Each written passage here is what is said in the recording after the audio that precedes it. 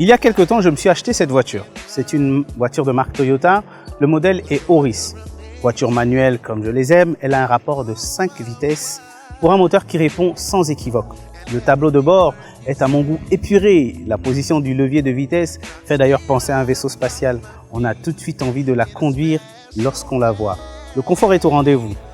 Il y a aussi beaucoup d'autres options présentes comme le régulateur de vitesse pour les longues distances, le limiteur de vitesse, les capteurs de lumière qui actionnent automatiquement les phares à la tombée de la nuit, les détecteurs de gouttes de pluie qui actionnent les essuie-glaces dès qu'il pleut, un moteur essence de faible consommation, un indicateur de performance sur le tableau de bord et ça n'en finit pas.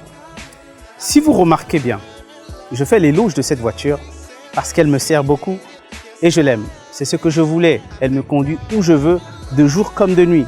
C'est vraiment un bon compagnon. Je ne l'ai pas achetée neuve. Franchement, c'est une voiture d'occasion et elle a des signes d'usure qui pourraient casser l'éloge que je viens de faire d'elle. Un soir d'ailleurs, la batterie m'a lâché alors que j'allais prendre du pain à la boulangerie. J'étais fauché ce jour-là et j'ai dû emprunter des sous pour en acheter une autre. La carrosserie était fritée par endroits. Mais on s'en fout.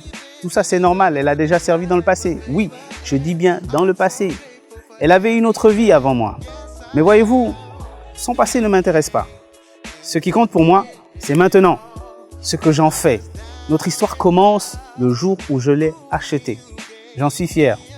Quand bien même, elle est imparfaite. C'est une voiture d'occasion. Chaque fois que quelqu'un me dit « Mon Dieu, qu'elle est belle ta voiture !» je recommence à vanter les options tout en cachant les défauts. Ce n'est pas utile que les gens soient au courant de ces défauts, sauf bien entendu les techniciens qui ont la compétence pour la réparer. À eux seuls et dans un but constructif, je peux en parler. Voyez-vous, si entre personnes on pouvait avoir la même attitude, il y aurait plus d'harmonie. C'est-à-dire éviter de souvent dépeindre l'autre chaque fois qu'il nous fait du tort, involontairement parfois. Peut-être que dans son âme, il y a des blessures liées aux frustrations du passé. Un peu comme ma voiture a subi des épreuves dans le passé.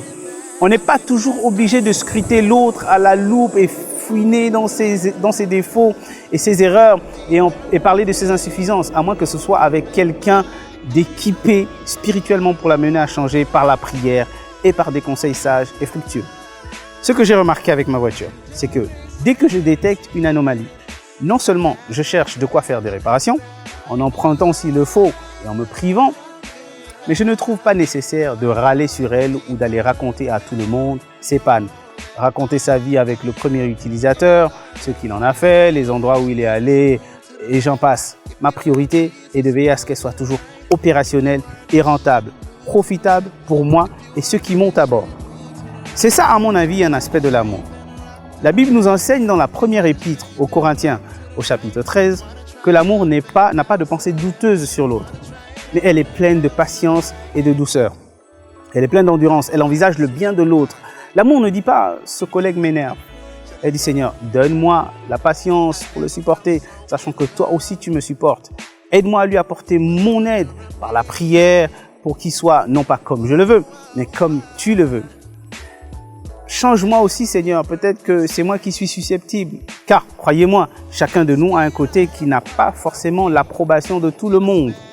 L'amour ne dit pas « ce type est un faux ». L'amour dit « je me porterai garant pour prier pour lui, pour qu'il soit un modèle.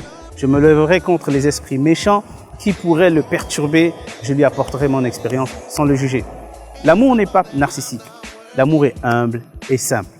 Elle dit toutefois la vérité. L'amour avale ses frustrations pour garder la paix. Voyez-vous, on y passerait le réveillon à citer ce qu'est l'amour. L'amour, nous dit la Bible, l'amour est formel selon la Bible. Et j'insiste là-dessus. L'amour dit la vérité pour construire.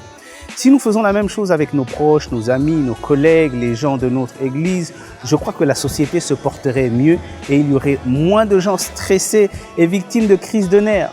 Pensez-y sincèrement. J'aime bien me poser des questions face à certaines situations, face à quelqu'un d'inexpérimenté, une personne pour qui j'aurais des préjugés, un système qui ne fonctionne pas selon mes attentes. Je me dis, suis-je moi-même un modèle que je pourrais clamer haut et fort devant Dieu et toute l'assemblée? Ai-je eu besoin de temps pour me parfaire, si du moins je suis parfait? Ma remarque vis-à-vis de l'autre est-elle constructive? Est-ce que ça aide quelqu'un à grandir? Ou bien je ressemble à celui qui est expert pour détecter les erreurs chez les autres et à les afficher sur un grand tableau au grand jour? Qu'est-ce que je fais pour que ça soit différent? Si Jésus habite en moi, si du moins il habite en moi, que m'aurait-il suggéré de faire? Que m'aurait-il conseillé de faire face à un contentieux? Je vous laisse sur cette question.